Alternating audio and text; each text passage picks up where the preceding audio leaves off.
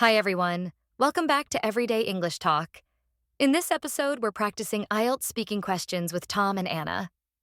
Tom will answer real IELTS questions from Cambridge IELTS 6, Test 1. Tom, do you enjoy dancing? Why or why not? Actually, I do enjoy dancing, but only in casual settings like at parties or with friends. I find it relaxing and a fun way to express myself. I'm not a professional or anything, but I enjoy moving to the rhythm of the music.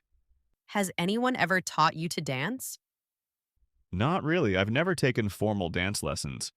But when I was younger, my cousin taught me a few basic moves just for fun at a family wedding.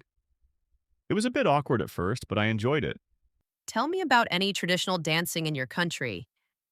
In my country, we have a traditional dance called the circle dance, which is performed during cultural festivals and weddings. It involves people holding hands and moving in a circle, usually to folk music. It's very energetic and brings people together. Do you think traditional dancing will be popular in the future? That's a tricky one. I think traditional dancing might lose some popularity with younger generations, but cultural pride might keep it alive. Maybe it will become more of a tourist attraction or something done during special events. Now, let's move to part two. Describe someone in your family who you like. Sure, I'd like to talk about my older sister, Emily. She's 6 years older than me, and she's honestly one of the people I admire most in my life. We've always been close, even when we were kids. She would include me in her games and never treated me like I was just the annoying younger brother. She has a calm and gentle personality. She's incredibly patient and kind-hearted, and she always listens without judging. I really appreciate that because I can be quite impulsive, but she brings balance to my life. In terms of appearance, Emily is quite tall with long, wavy brown hair and soft hazel eyes. She usually wears glasses and has a very laid-back, artistic style. She's always dressed in cozy sweaters and jeans, and she often carries a sketchbook wherever she goes. She's really into art, especially painting and digital illustration. What I like most about her is that she's very supportive. Whether I'm stressed about school, relationships, or career choices, she's always there to talk to. She gives great advice and never makes me feel silly for sharing how I feel. Another thing that makes her special is her sense of humor. She has this dry, witty way of telling stories that always makes our family laugh.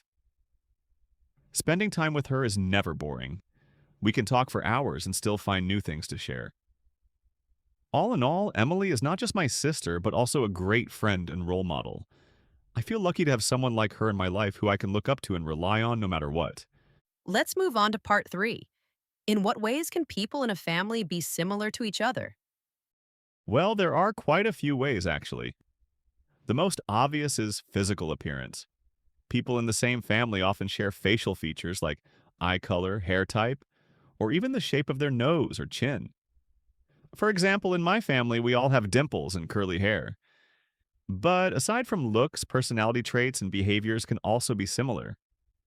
Some families tend to be more outgoing or more reserved, depending on the environment they grew up in. In addition, shared values and traditions also contribute to similarities. For instance, families might share the same views on education, work, or relationships. These can be passed down from parents to children, creating a strong sense of identity and belonging. Do you think daughters are always more similar to mothers than to male relatives? Not necessarily. I think it depends on the individual and their relationship with each parent. Daughters can resemble their fathers more, especially when it comes to interests or ways of thinking. The same goes for sons. I've seen sons who are much more like their mothers in terms of personality or even career choices.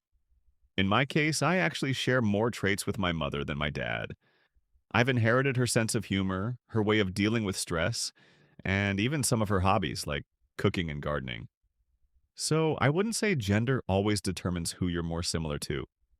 In terms of personality, are people more influenced by their family or their friends? That's a tough one, but I'd say it changes over time.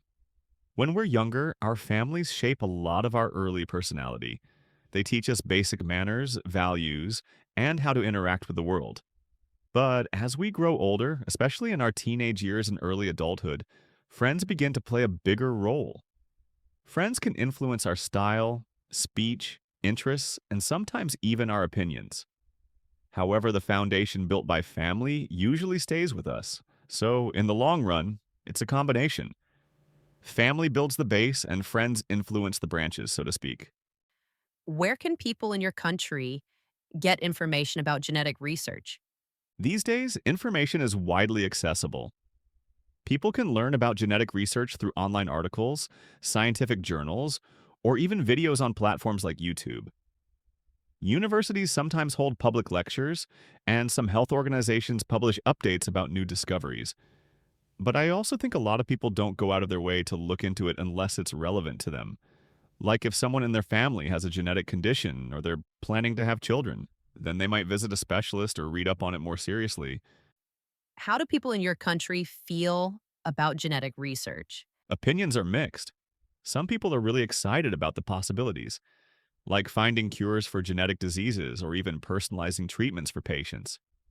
But others are concerned about the ethical side, like cloning, genetic modification, or privacy issues. I think as long as it's done responsibly and with clear regulations, it has the potential to benefit society a lot. Should this research be funded by governments or private companies? Why? I think both should be involved. Government funding ensures that the research stays ethical and benefits the public rather than just serving profit. But private companies can bring in more resources and innovation. The key is transparency and regulation. If both sides work together, I think we'll see faster progress and more public trust. That's all for today's podcast. If you're preparing for IELTS or just want to improve your English fluency, be sure to subscribe and follow us. We post new conversations and vocabulary lessons every week. And if you found today's episode useful, share it with a friend. Thanks for joining us. See you next time on English Talk Time.